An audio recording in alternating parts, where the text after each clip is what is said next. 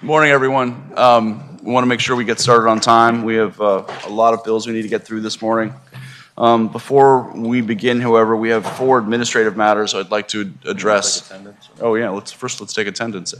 Mr. Clerk, if you can open up the big board for attendance.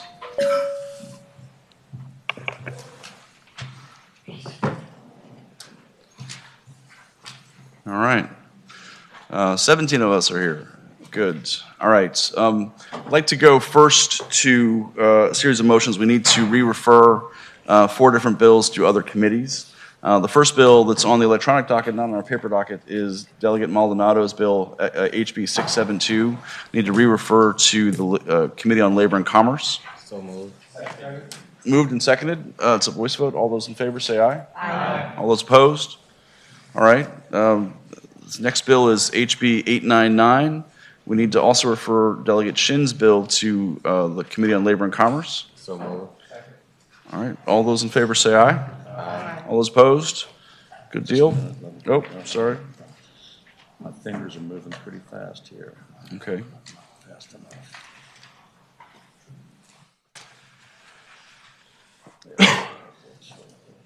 Are we good? Can we go to the next one? Yep. All right. The next bill is HB 995, Delegate Siebold's bill, to be referred to the Committee on County, Cities, and Towns. All those in favor say aye. Aye. All those opposed? All right. Can we go to the final one?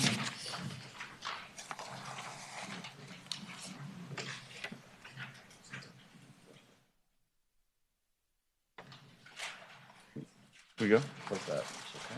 All right, and the last bill for administrative action is HB 1316 from Delegate Pope Adams to be referred to the Committee on County, Cities, and Towns. So moved. All those second. All those. Is there a second? Second. All those in favor, say aye. Aye. All those opposed? All right. Thank you for that. Subcommittees have been doing very good work. We've been moving through our dockets pretty well. With that, I'd like to ask the subcommittee chair for natural resources, Delegate Tran, to go through her docket. Thank you so much, Mr. Chair. For House Bill 134 from Delegate Simon, this bill provides that a federally recognized tribe as defined in the bill can be a conservation easement holder and that the tribe is not bound by the same restrictions on the location of a principal office or the duration of existence that are placed on other types of easement holders. The bill was a recommendation of the Commission on updating Virginia law to reflect federal recognition of Virginia tribes. The subcommittee recommends reporting by vote of 10-0, and I so move. Second. All right. So moved and seconded. Let's go to Mr. Chairman? Sure. Delegate Wilt. Question? Sure. Thank you, Mr. Chairman. So I apologize for the question, maybe, but in the subcommittee, was it discussed when we're talking about conservation easement? What size property? What's the easement going to encompass? Acreage, let's say. Mr. Chair, I do not recall that being asked explicitly in our subcommittee, so I would ask if council would be able to weigh in. Ms. Gautreaux? I think Delegate Krizek also has his hand up too. Oh, Delegate Krizek. Can you speak to this issue? Yeah, I was the chair of the committee that unanimously supported this bill. This is just giving the tribes the same kind of easement power as local government. Just put it in code, and I think Stewart or McDougal has this bill in the Senate. I'm not sure.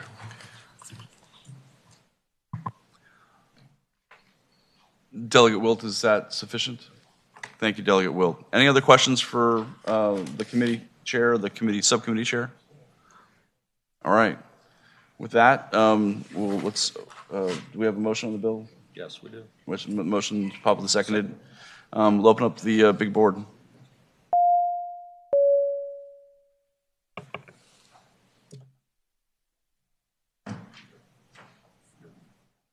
All right, by a vote of 16-1, the bill is reported.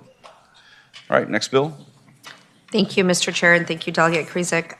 For House Bill 256 from Delegate Simons, this requires cities with populations greater than 20,000 and counties with populations greater than 100,000 to consider at the next and all subsequent reviews of the comprehensive plan adopting an environmental justice strategy.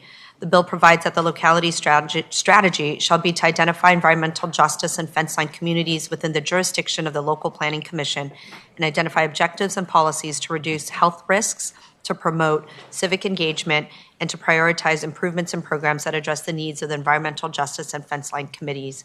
The subcommittee recommended reporting by a vote of 7-3, and I so move.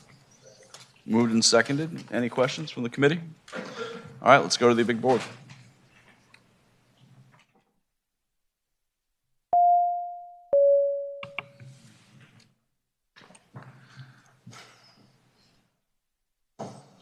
All right, by a vote of 13-6, that bill is reported. Next bill. Mr. Chair, we have House Bill 291 from Delegate Anderson. This directs the Department of Wildlife Resources to develop, publish, and maintain a dedicated web page to educate the recreational fishing community and the general public about the importance of responsible recycling and disposal of fishing tackle as defined in the bill. There was a substitute for this bill. I'd like to move the substitute. Moved and seconded. All those in favor say aye. Aye. All right, substitutes before us. And the subcommittee recommends reporting this bill as substituted by a vote of 10-0. And I so move. Second.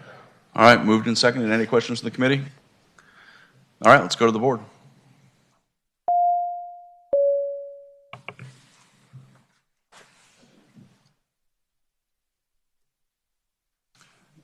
All right, by a vote of 16-3, that bill is reported with substitute. Mr. Chair, we have House Bill 326 by Delegate Pope Adams. It authorizes the governor to convey Fort Whitworth to the Petersburg Battlefields Foundation as is condition. The subcommittee recommended reporting by a vote of 10-0, and I so move. Moved and seconded. Any questions for the committee? Delegate Weber. Just quick question. What do they plan on doing with it? Delegate Pope Adams. Thank you, Mr. Chairman. This is a 501c3 nonprofit that preserves and interprets Civil War battle sites, and they want to do just that, to preserve it and to historically interpret it with markers, walking tours, etc. Very cool. Thank you, Mr. Chair. Any other questions? All right, moved and seconded. Let's go to the board.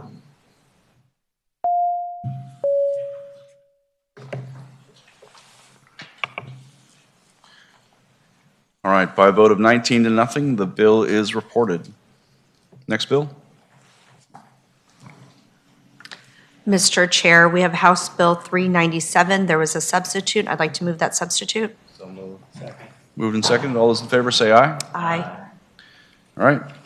Thank you. This bill was from Delegate Herring, and it directs the Department of Environmental Quality to establish, implement, and manage an auction program to sell allowances into a market-based trading program consistent with the Regional Greenhouse Gas Initiative and the Clean Energy and Community Flood Preparedness Act.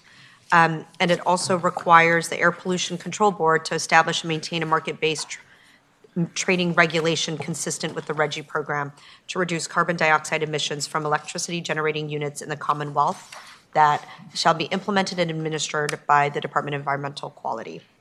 The subcommittee recommended reporting with substitute by a vote of 7-3, and I so move. Moved and seconded. Any questions from the committee? Delegate Bloxham.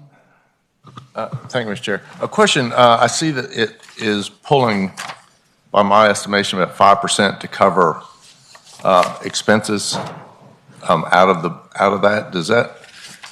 Would that be added to the percentage that is lost to the auction house? Delegate Herring. Yes, Mr. Chair, I don't know what his estimates are based on, so I'm unable to answer that question. You have a follow-up, Delegate Bloxham? Maybe I'm looking at the wrong version. I was thinking that there was a percentage allowed for the Department of Housing and then a percentage allowed for Department of Conservation to pull out a percentage to cover their cost, which is understandable. I guess my question is, as a whole, I think the auction house keeps a percentage also. I was just kind of curious if this is in addition to the percentage that we lose at the auction itself. Yes, Mr. Chair, I'm not going to agree with the qualification that something is lost. I think the bill speaks for itself, so the percentages are in there. So it says what it says. That's all I can say, Mr. Chair. Thank you, Delegate. Mr. Chair, Delegate Weber. thank you. Question for the patron. Delegate Weber. So are the costs that are taken on by the generation, the carbon producing generation, is that borne by the ratepayer? Can you ask the question again, please? So in order to produce generation that produces carbon, basically, i.e., if you're going to have a natural gas power plant in the Commonwealth of Virginia and you participate in RGGI, you have to pay into the program. Mm-hmm. The producer of that energy, then I guess with that cost, is that cost passed on to the ratepayer to pay into RGGI? Delegate Herring. Yes, Mr. Chair, I would answer the delegate that just like last time that we were in RGGI, the structure is the same and the utility is able to pass on costs if it so desires. So that's the answer. Thank you, Mr. Chair. Thank you, Delegate. All right. Any other questions from the committee? Mr. Chair. Delegate Herring. Mr. Chair, if I can speak to the bill. Delegate Herring. Right, because I realize, the questions, this is nothing new. We have entered RGGI, Mr. Chair, and we were illegally taken out of RGGI. This is something where hundreds of millions of dollars have come into the Commonwealth because of this program to deal with flood resilience, to make sure that communities that were hit hard by extreme weather incidents like Buchanan County, and Alexandria City has been helped. Virginia Beach has been helped. Also, Mr. Chair, this program is going to allow for the weatherization for low-income consumers of energy, which in total, Mr. Chair, will actually reduce our energy costs. And Mr. Chair, just like I mentioned in the subcommittee, the increase in energy costs is not because of participation in RGGI. Indeed, those states who are not part of RGGI saw a higher increase of their energy costs than those states that were not in RGGI. So, Mr. Chair, this bill is good for our environment. It is good for resilience. It's good for the Commonwealth and will bring needed revenue into the Commonwealth, which is going to help all consumers. Thank you, Mr. Chair. Thank you, Delegate Herring. All right. Any other questions or comments from the committee? Delegate Ware. Thank you, Mr. Chairman. I have a question for the patron, and sorry not to take this earlier before she made her statement. My question is there a database somewhere? You mentioned the projects done in several localities for resilience and weatherization. Is there a database that keeps track of where these are, how many have been done, and so forth? Absolutely. Delegate Aaron. Yes, thank you, Mr. Chair. Sorry, because I'm excited to answer this. There is a database. The Commonwealth has a database of projects that have been helped, areas and localities that have been helped, and so it's readily available to the public. Right. So I would follow up on that, Delegate Ware, that they keep meticulous records at DEQ and at through the Secretary of Natural Resources on where all of these funds are being allocated and what's being done at each of the sites. So if I could just follow up on that, then, Mr. Chair. Delegate Ware. So I would simply go to the Natural Resources Secretariat, and there would be a full listing at some place. I think we can actually help facilitate that if you'd like. Okay. All right. Any other questions or comments from the committee? All right, there's been a motion and a second. Let's go to the big board.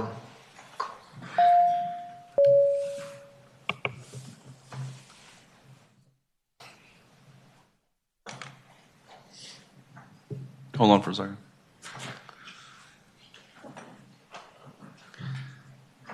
All right, by a vote of 14 to 6, the bill is reported.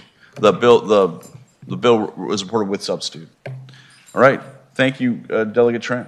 Thank you. Chairwoman Trent. Let's go now to the Agriculture Subcommittee, Chairperson Willett. Thank you, Mr. Chair. I've got a few bills for the committee this morning. We're going to start with HB 65, which will repeal the Apple Board as well as the Apple Fund effective July 1st, 2028. The subcommittee recommends reporting 10 to nothing, and I so move. Moved and seconded. Any questions or comments from the committee? All right, let's go to the board.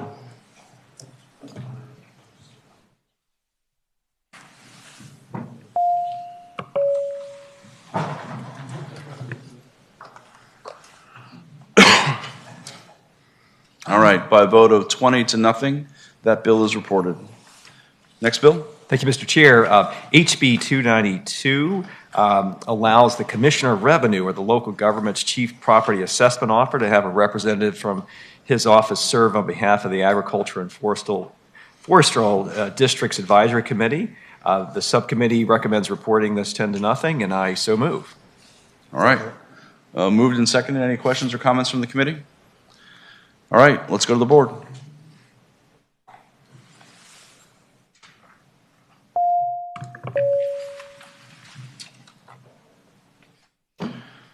All right, final bill. Final bill, we have HB 512, and we have a subcommittee amendment for that, and I move the amendment. Second. Moved and seconded. All those in favor say aye. Aye. All those opposed? All right.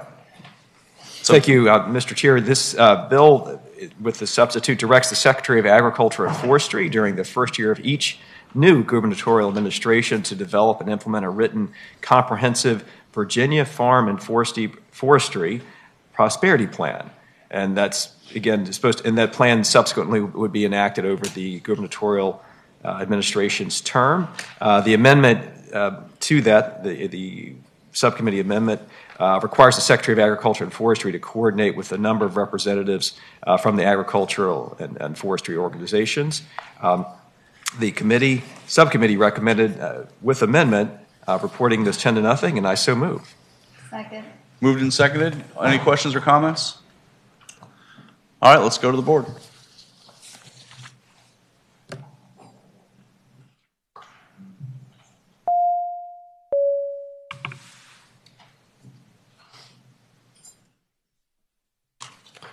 Excellent. By a vote of 21 to nothing, that bill is reported with substitute. Thank you very much, Chairman Willett. All right, our final subcommittee, Chairwoman Herring, Chesapeake Bay.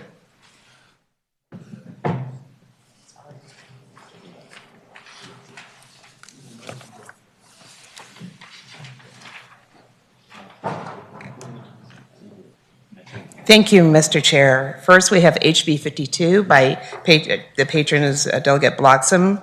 The bill provides that it is the policy of the Commonwealth to promote the beneficial use of dredged material as defined in the bill, and that the Marine Resources Commission shall require the beneficial use of dredged material unless such use is not suitable based on criteria developed by the Commission.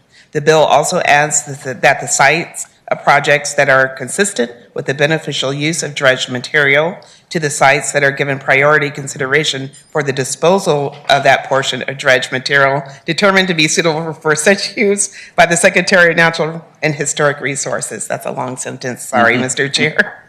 The bill is a recommendation of the Joint Subcommittee on Recurrent Flooding, and I move its adoption, its passage. Second. Moved and seconded. Any questions or comments? Mr. Chair, one thing, there was a amendment to the bill that which makes a policy statement to become effective December 1st, 2027. So moved. All right, moved with the subcommittee recommends reporting with amendment.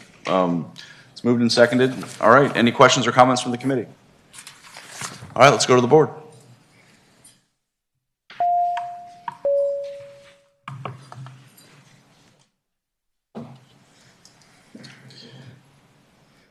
Excellent. By a vote of 21 to nothing, that bill is reported with amendments.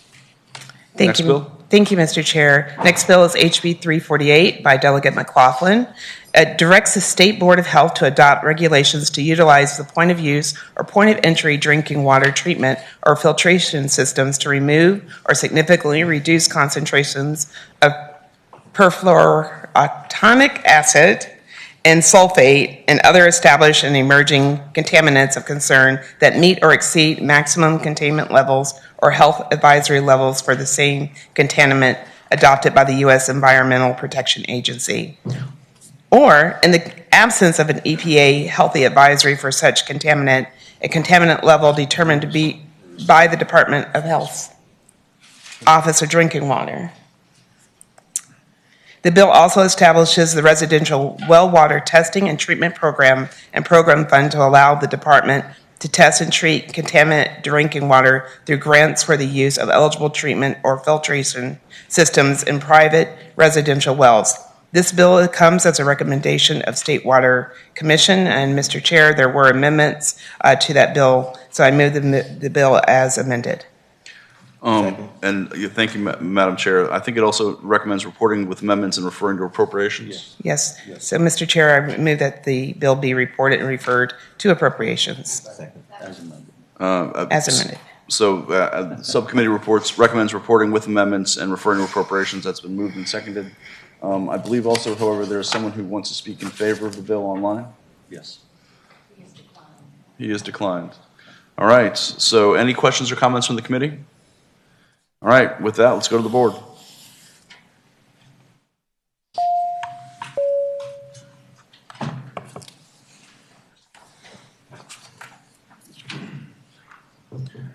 All right, by a vote of 21 to nothing, that bill is reported with amendments and referred to appropriations. Next bill. Hey, thank you, Mr. Chair. Next bill is HB 386 by Delegate Krizik. It establishes the Chesapeake Bay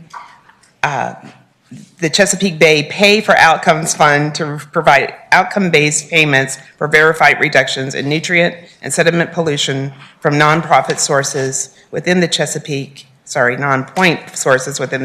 Bay watershed of the Commonwealth. The Department of Environmental Quality is directed to administer the fund and to establish a competitive solicitation process for awarding payments from the fund. The second subcommittee recommends reporting and referring to appropriations by a vote of 10-0. Thank you. Any questions or Second. Moved and seconded. Any questions or comments from the committee? All right. With that, let's go to the board.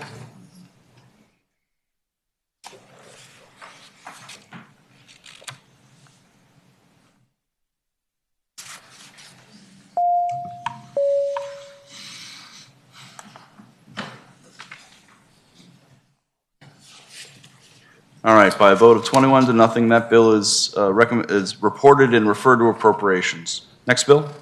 Thank you, Mr. Chair. HB 389 by Delegate Askew directs the Marine Resources Commission in collaboration with the Virginia Institute of Marine Science to develop and maintain a fisheries climate adaptation plan that utilizes the best available science to consider climate-driven impacts to the Virginia fisheries and aquaculture and identify adaptive management strategies and research needs necessary to safeguard the economic and environmental health of Virginia fisheries.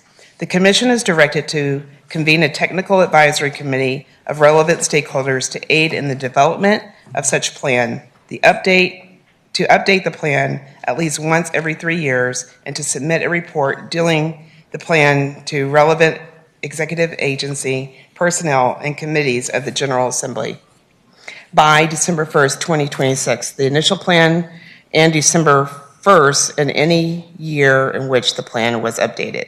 The subcommittee recommends continuing to Continue next the bill. year. Yeah, continue the bill next year. Continuing to bill to next year by a vote of 10-0. It's moved and seconded. Any questions or comments from the committee? Is that a voice vote or on? All those in favor say aye. Aye. All those opposed?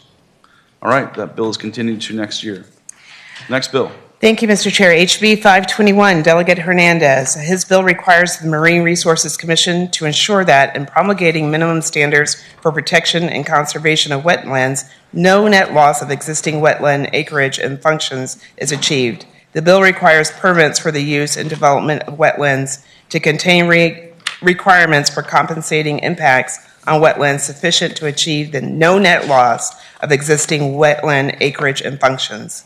The bill also directs the Secretary of Natural and Historic Resources to convene a stakeholder work group to address mitigation requirements for tidal non-vegetated wetlands and directs the working group to submit a report of its findings and recommendations to the chairs of the House Committee on Agriculture, Chesapeake, and Natural Resources and the Senate Committee on Agriculture, Conservation, and Natural Resources, no later than December 1st, 2026. The subcommittee reports with amendments by a vote of 9-1, and I so move. Second. Moved and seconded. Any questions or comments from the committee? All right, let's go to the board.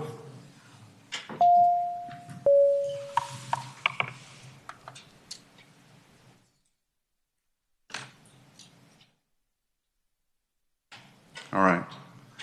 By a vote of 18-3, that bill is reported with amendments. Next bill. HB 599 by Delegate Simons directs the Virginia Institute of Marine Sciences to conduct, in collaboration with the Virginia Marine Resources, a stock assessment of the oyster population in the waters of the Commonwealth beginning on 2026 and occurring no less frequently than every 3 years thereafter. The bill redirects the IMS to report its findings and any recommendations to the Secretary of Natural and Historic Resources, VMRC's Shellfish Management Division, and the chairs of the Committees of Agriculture, both in the House and the Senate, no later than December 1 of the calendar year in which the assessment has been conducted. The bill also directs VMRC to utilize the findings and recommendations of such assessment in its fisheries and restoration management decisions no later than July 1 of the calendar year following the calendar year in which the assessment has been conducted. Mr. Chair, there was a substitute which directs VMRC instead of IMS to conduct the oyster stock assessment. And also the substitute allows VMRC to contract for surveying services for the oyster stock assessment. The subcommittee recommends reporting with the substitute and referring it to appropriations, and I so move. Second. It's moved and seconded. Any questions or comments from the committee? All right, let's go to the board.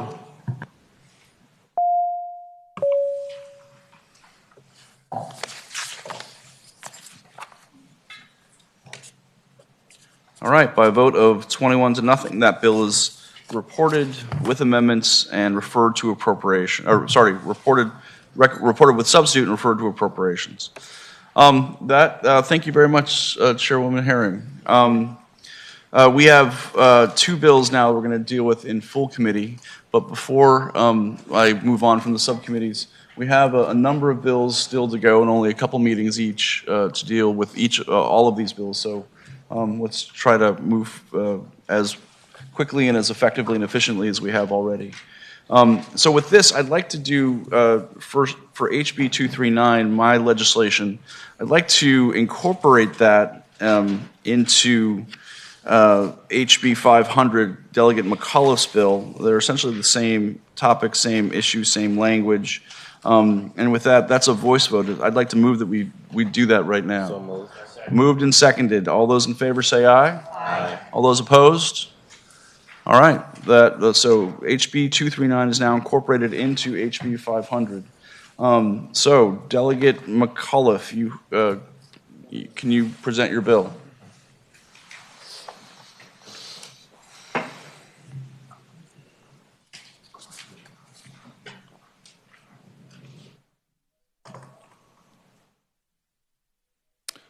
Thank you, Mr. Chairman, members of the committee. I'm very pleased to be presenting HB 500, which would forever preserve over 1,200 acres of Western Loudon farm and forest land and Oak Hill. the home of former President James Monroe, for generations to come as a Virginia state park. But I first want to thank you, Chairman Lopez, for your years of work on this bill, and I'd like to thank the members of their committee who were here last year when they passed the bill unanimously.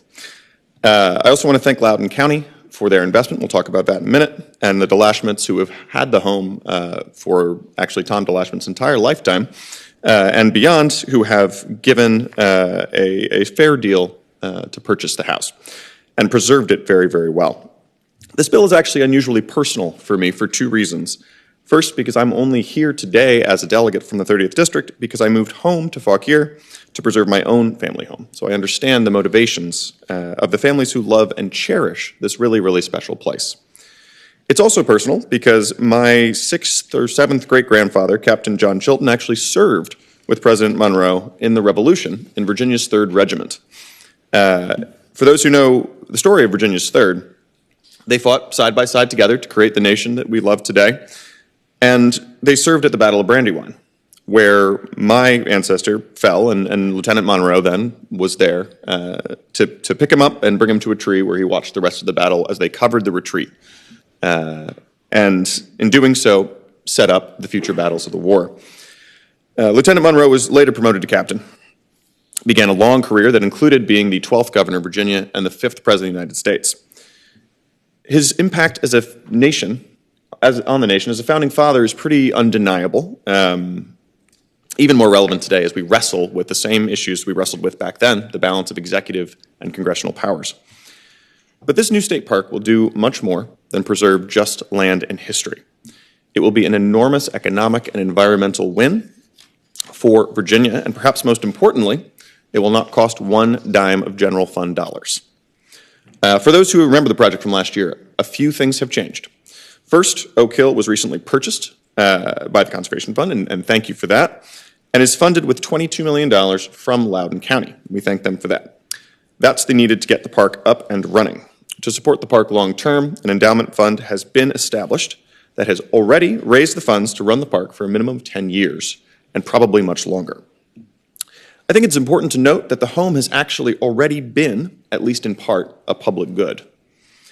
The previous owners, Gail and Tom DeLashment, have been opening the property to 4th graders at Loudoun County Public Schools for decades for historical and architectural tours, and we thank them for that. So in closing this morning, I want to paint a picture of what Oak Hill State Park will actually look like if you pass HB 500 today. Besides the home itself being open for tours and events, there are 10 tenant homes, which become a mix of cabins and ranger homes on the property. The property also has an 11-acre pond for small paddle boats and fishing, a pristine floatable river in the springtime, which I plan to avail myself of, and miles upon miles of hiking and biking trails on the property and around the property connected to other conserved open space in the area. All of this is within 1 hour of 30% of Virginia's population and some people from Maryland. That is an enormous amount, an enormous good for all those folks. So, in short, with your blessing today, we can make a commitment to conservation, to historic preservation, to making memories for millions of Virginians, for generations to come, and I'll use the words of my ancestor, Captain Chilton, when he wrote a letter to his father-in-law right before he passed, which was, "Great things are expected of Virginians in the battles to come, so let's do a great thing and pass HB 500 today." Thank you. Thank you, Delegate McAuliffe. Are there any questions or comments from members of the committee? I think there's someone online. No, they are not online. All right, is there anyone here in the audience here to speak in favor of the bill?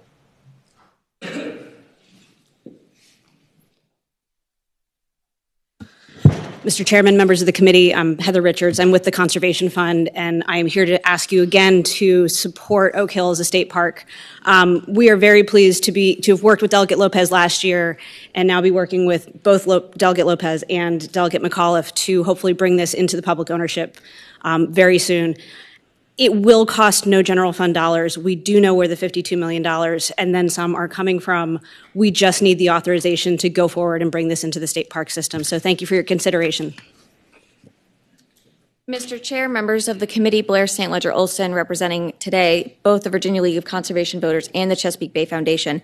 This is a gift that we do not often get, where we have the opportunity to conserve such a significant piece of land in an area that is heavily being pursued for development at no cost to the Commonwealth. So we would ask you to support. Thank you. Good morning, Mr. Chair. Jonathan Freeman representing Loudoun County. First, we want to thank both patrons for bringing this bill forward. This is a very, very, very important project to our community. As you heard from the delegate who so articulately said that this is a property with significant historical significance to the community, the Commonwealth, and the United States as a whole. So thank you so much for bringing this forward.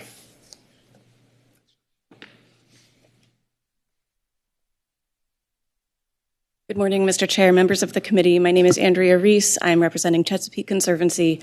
I ask for your support of this bill. I cannot wait to bring my son to this park. Thank you. Good morning, Mr. Chair, members of the committee. My name is Rebecca Malpass. I represent the Virginia Conservation Network, and on behalf of our 160 partner organizations across the Commonwealth, we once again support this bill. Thank you.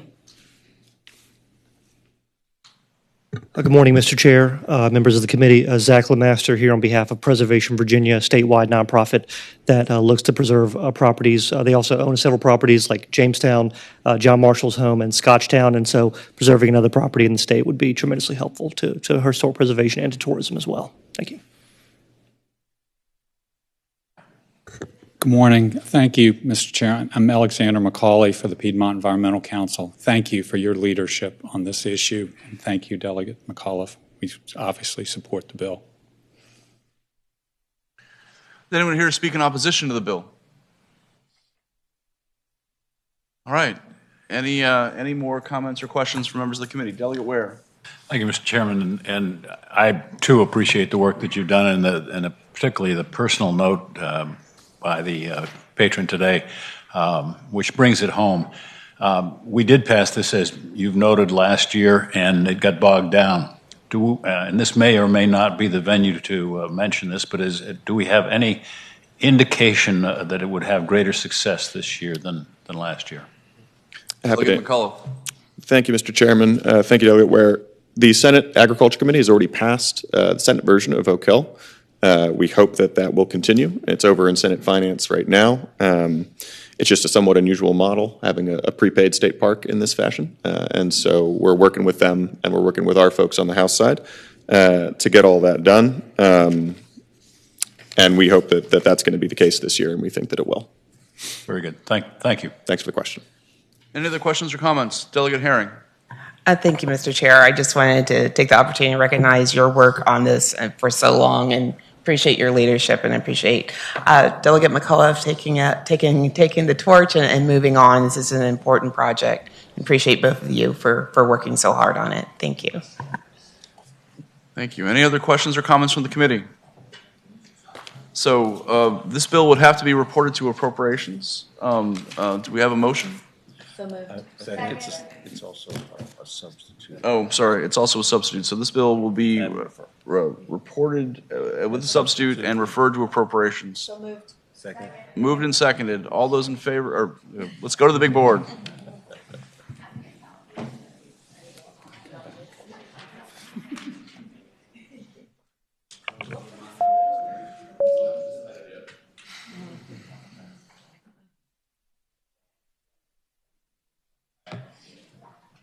Excellent. By a vote of 21 to nothing, this bill is reported with referred with substitute to appropriations. All right. Thank you, everyone, for great work. Let's continue doing great work, and the committee will rise.